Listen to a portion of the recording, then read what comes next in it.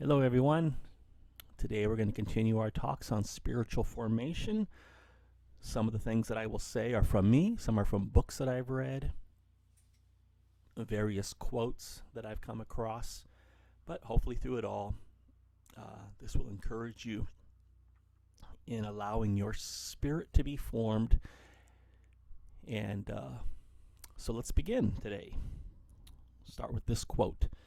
It is not surprising that we, as members of an instant gratification culture, tend to become impatient with any process of development that requires of us more than a limited involvement of our time and energies. If we do not receive the desired results almost instantly, we become impatient and frustrated.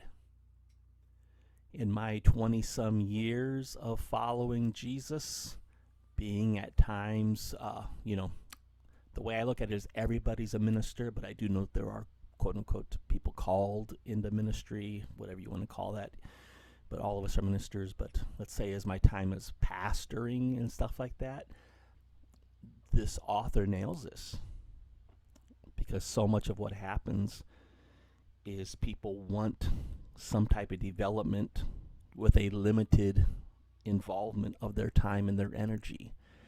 And it just doesn't happen. It doesn't happen in spiritual formation. It doesn't happen in other things either. But for some reason, we want it to happen when it comes to spiritual formation, even though we know it doesn't happen in other areas. So let me encourage you today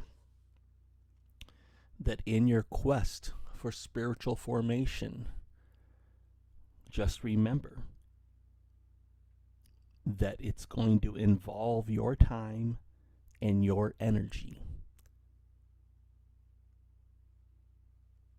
When I was going to college at that time, Seinfeld was a very popular show, and I had homework and things like that and other things going on. And so it came to me real quick that I was not going to be able to watch Seinfeld on Thursday nights like I normally had been doing. And so this was the day of VCRs. And so what I would do is I would record it and watch it on a Saturday or on a Sunday, because I knew Thursday nights I probably had class on Friday, probably had homework due, and then so I just knew there wasn't the time. And so that's something I want to encourage you with about when it comes to formation. There's activities involved, spiritual disciplines, there's all this stuff involved, but it's going to take your time, and there's only so much time in the week, correct? And so you have to be willing to find out what sacrifices are you going to make in your life right now for the time that's going to be needed. And I'm talking even if you only do 10 minutes a day. That's 10 minutes that you weren't using before for spiritual formation. So it was being used in some other area. And you've got to figure out how you are going to schedule your time for this, because it's going to take your time to see formation happen. Another thing is, often our spiritual quest becomes a search for the right technique, the proper method, the perfect program that can immediately deliver the desired results of spiritual maturity and wholeness. Again, in my years of following Jesus, it's the Prayer of Jabez program. It's Experiencing God. And all these were wonderful programs. But what you will find happening is people will go from one program to another looking for something that will happen quick. And it's not there when it comes to spiritual transformation. I can tell you what I have found from myself and watching others who have allowed themselves to have their spirits formed of the key to it, a stick-to-itiveness. That's really the simplest answer. They just stick to it. In the highs and the lows, in the good, in the bad, whatever it is, they just keep going.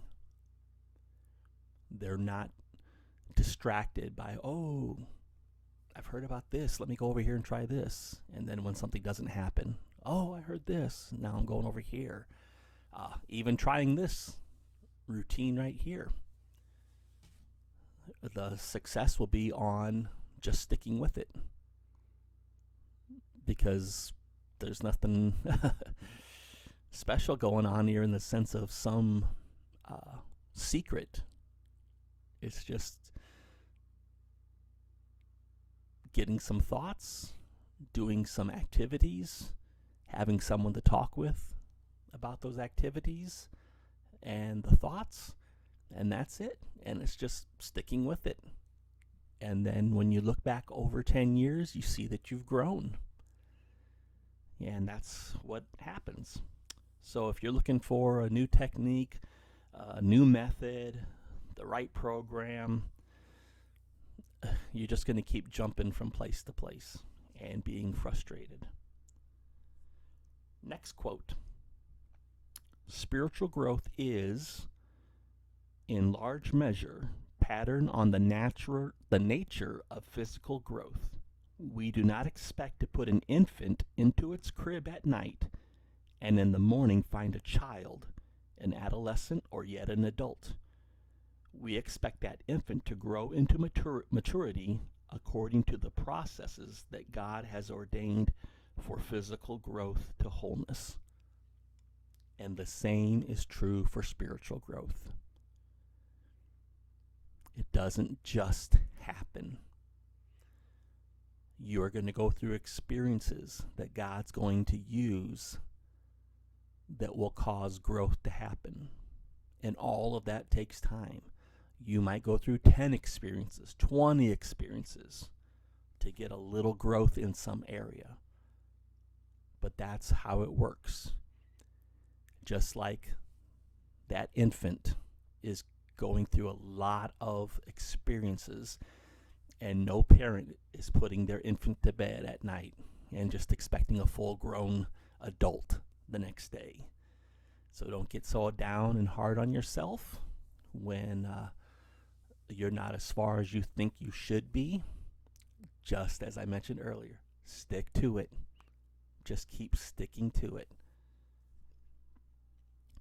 Well, we're down to a few minutes left, and so let me use this quote. The great Scottish Christian novelist George MacDonald puts it this way: to give us the spiritual gift we desire, God may have to begin far back in our spirit, in regions unknown to us, and do much work that we can be aware of only in the results. In the gulf of our unknown being, God works behind our consciousness with his holy influence, with his own presence. He may be approaching our consciousness from behind, coming forward through regions of our darkness into our light, long before we begin to be aware that he is answering our prayer for spiritual growth. Sum it up this way: we have things going on in us that we are not even aware of, and so God's working, in a sense, it seems like, we could say, call it this way, behind the scenes, because he's dealing with areas that we're not even aware of right now. And many times, because we're not seeing some formation at times, we're thinking nothing's happening, but something is happening. But it's just that it's not on the surface happening. It's in those areas that are way deep down inside of us. And so it's going to take a while before that growth can come out. And so there simply is no instantaneous event of putting your quarter in the slot and seeing spiritual formation drop down where you can reach it and be whole and complete. And then one final quote here. Remember the vending machine where people do not get the product instantly? They start kicking and pounding on the machine. We have a tendency to do the same thing with God. We adopt some new spiritual technique. We find a new coin and a new slot to put it in. We put it in and push a new button, but nothing seems to happen. What do? We start kicking and beating on God. Why don't you do something?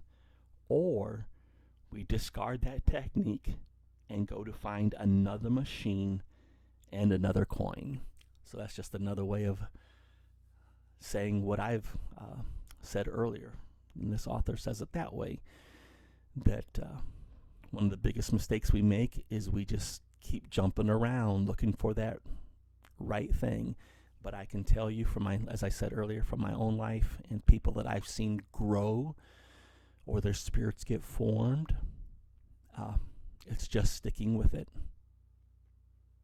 And so I would encourage you this week to go to the Lord in prayer and ask Him to help you to just stick with it. Just keep going. Just keep moving towards it. Also, for some activities, number one, as always, keep reading your Bible at least 5 days a week. I would, obviously I would want 7 days a week, but hey, just starting out, 5 days a week. Pray 5 days a week. I'm not putting a time thing on it because I know if you start and have a stick-to-itiveness to it, it will turn into more time. There'll be more time reading. There'll be more time praying. It's just a natural byproduct of spiritual growth. It's what will happen. You won't have to be told to do it. It will just naturally begin to flow from you. So pick something in the Bible that you're reading in order, whether that's Matthew, Mark, Luke, John, some book in the Bible. Number two, pick a passage. And this week I'm going to encourage you with the passage. Ephesians chapter 1, verses 3 through 14. Read that every day for 5 days. And next week we'll get into something that we can do with that. But just read it, meditate on it, think on it, pray on it. Just let those words soak into you. And so thanks for watching, and we'll see you next time.